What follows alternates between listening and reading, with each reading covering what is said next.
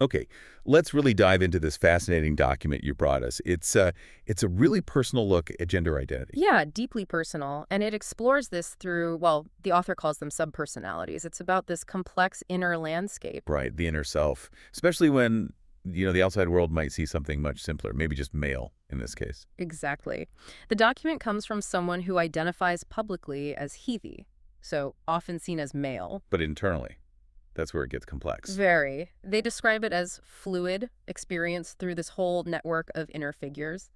And it's important they stress these aren't just like characters in a story. No, they call them lenses or even truths. That's powerful phrasing. It really is. And it leads to some big questions right away. Questions like, can you really experience womanhood if you look male? Is that outward thing necessary for it to be, real? And are these subpersonalities, with their different genders sometimes, are they real experiences of gender? And what about the relationships between them? What does that tell us about masculinity, femininity, power, vulnerability, even love? So our mission here, for you listening, is to guide you through this unique inner world the author describes. We want to pull out the key insights. Insights about navigating gender, identity, and the reality of these unseen inner lives. And yeah, this is where it gets really interesting, how this internal symphony actually plays out. So the starting point, the document says, is this contrast. Sure. Publicly seen as male, uses he pronouns. Right. Masculine presentation, uses men's restrooms, largely fits into that external box. But inside, it's described as a landscape of different weather patterns.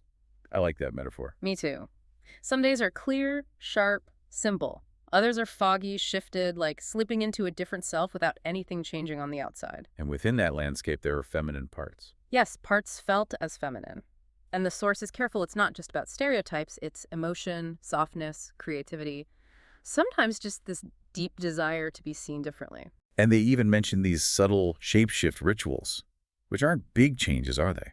No, not external ones. It might be a shift in how they walk, how a piece of clothing feels, like a beanie, or even just their presence on video, little internal adjustment. Ways to sort of inhabit these different layers internally. Exactly. Even if the outside stays the same, it's acknowledging that inner feeling. Which ties into this core idea, gender as lenses, not boxes. Right. The document argues womanhood, manhood. It's about a resonance inside, not just appearance or, anatomy. It's about ways of being. Emotional, creative, nurturing, powerful, playful ways that carry a gendered feeling for them. And the document is really firm on this. These internal experiences are valid, period, regardless of how you look. So if you feel femininity inside, even while presenting male, that feeling is real. It counts. It's a valid experience of gender for that person. That's the stance. Okay, so to help us understand this better, the source introduces these key subpersonalities, these gendered mirrors. Yeah, let's meet some of them. There's Liz. She's described as the femme fatale. Okay, so embodying feminine sexuality, allure. Exactly. Power in her gaze, her voice. She knows she's magnetic, a 10-10. And she captivates some of the inner masculine parts. Devin, Mac, Tommy. So accessing that kind of powerful, attractive femininity through her. Precisely.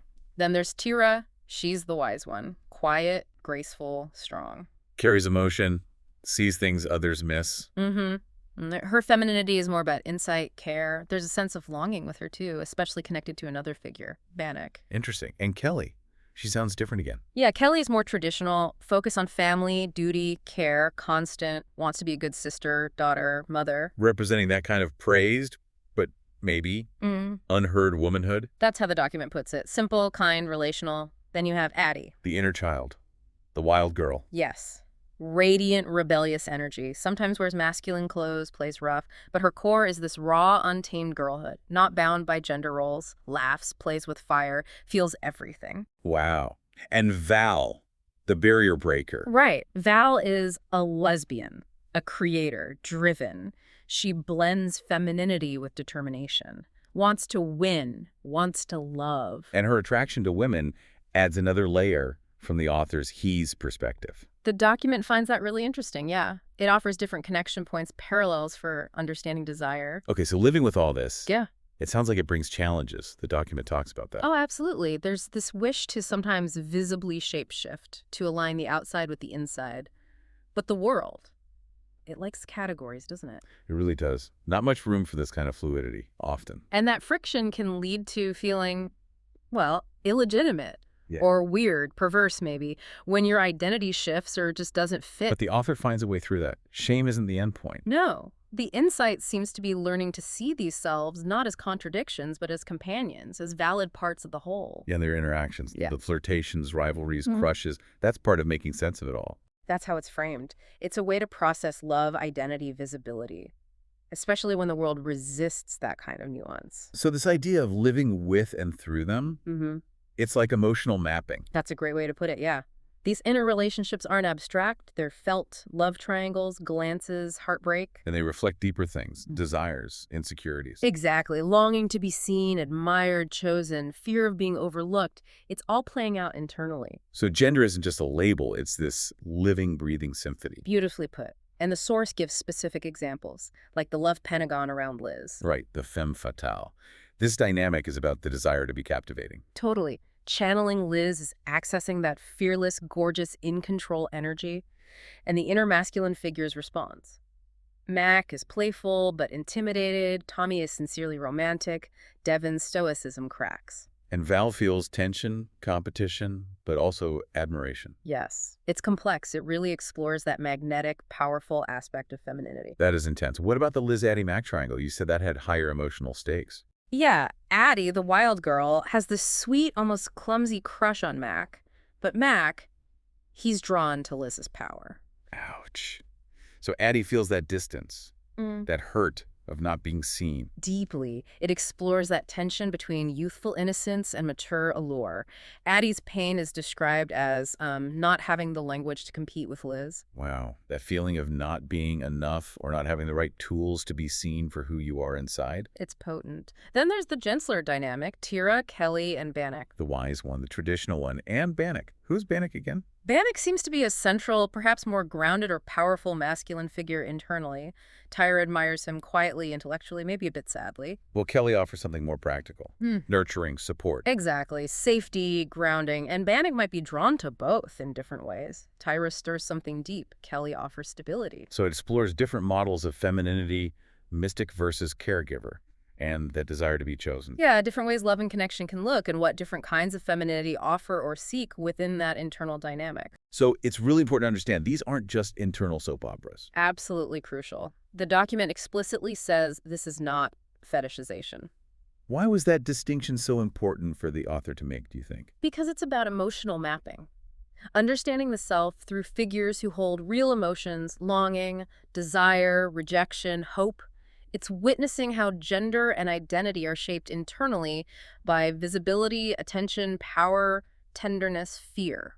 These figures are forces, truths, not stereotypes. Right. And the author isn't broken for seeing themselves this way. It's a valid way of understanding a complex self. So inhabiting these different selves, Liz, Tira, Addy, it's not fragmentation for the author. No, the document describes it as navigation, shifting lenses, recalibrating. It's called a quiet miracle happening unseen. And these internal dynamics, they seem to mirror external power dynamics around gender too. They really do, according to the source. Bannock, internally, has structural power, leadership, control, but he's unseen externally because the author presents as Max. Whereas Liz has maximum internal visibility.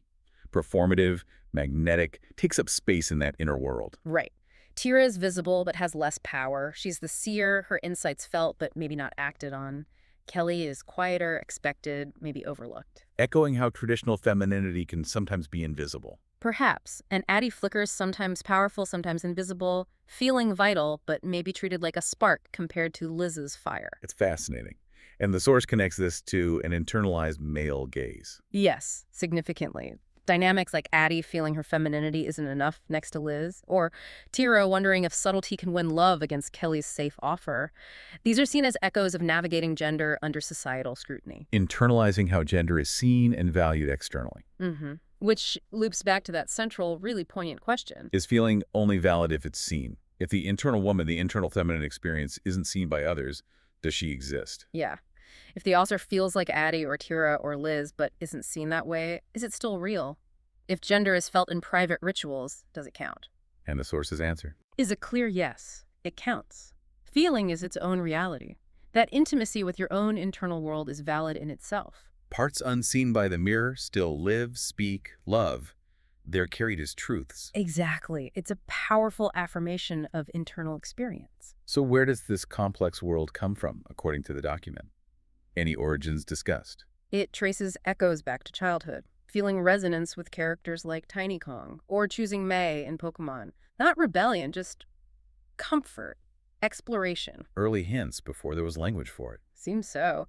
And the subpersonalities themselves were present for years, apparently, before they got names. As characters, friends, voices, helping solve problems, cope, refractions of identity. So giving them names Tira was like giving them anchors. Yes, turning vapor into shape, making it clearer for the author, but also helping others potentially see what was always there, building a bridge. And using narrative tools helps with that.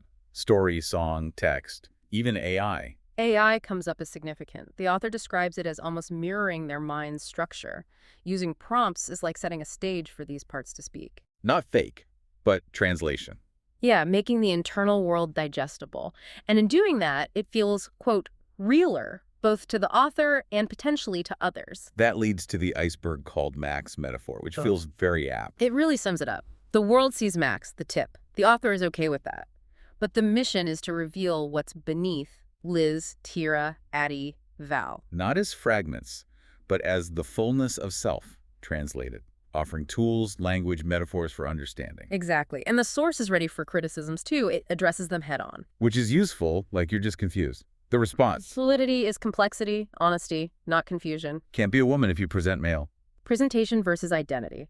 Internal experience is real, regardless of visibility choices. Doing this for attention. Points out it often brings scrutiny, not praise. And it's private work, about integration, not performance. The fetishizing womanhood concern. Addressed by emphasizing honoring versus fetishizing. It's respectful, complex, because the author is these parts inside. It's a made-up fantasy world. The counter is that all identities are constructs. Internal vividness is a real facet of experience. Gender should be consistent. Fluidity is adaptability. Discomfort often lies with societal ambiguity, not the experience itself. What about the pronouns? You still use he, they. Clarifies he, they is part of it. They also use they, them. Pronouns are signals, not the whole map. Safety and exploration play a role. And finally, you're invalidating real women. The perspective is that their inner femininity doesn't take away from others. It exists alongside the vastness of womanhood. It's not a threat. Reflects varied experiences. Okay, so wrapping this up, what does this whole deep dive mean for you, the listener? Well, we've journeyed through this incredibly layered sense of self, from the public he-they to this rich internal symphony of subpersonalities. And the core finding, really, is that identity isn't always what you see. Maybe it's rarely just what you see. Right. An internal world, gender, feeling, relationships can be profoundly real and valid, even without external validation or expression. And the document highlights the power of self-understanding, of finding your own language, your own tools, narrative, AI, rituals, whatever, to navigate that reality, even if just for yourself. It's about honoring that inner landscape. Definitely. This exploration of an unseen inner world really shows how internal narratives, hidden dynamics, shape our fundamental sense of self. So, a final thought for you to consider. What hidden, maybe unexpressed aspects of your own sense of self, your gender, desires, your inner life, might be quietly shaping your experience, even if you haven't named them or shown them to the world?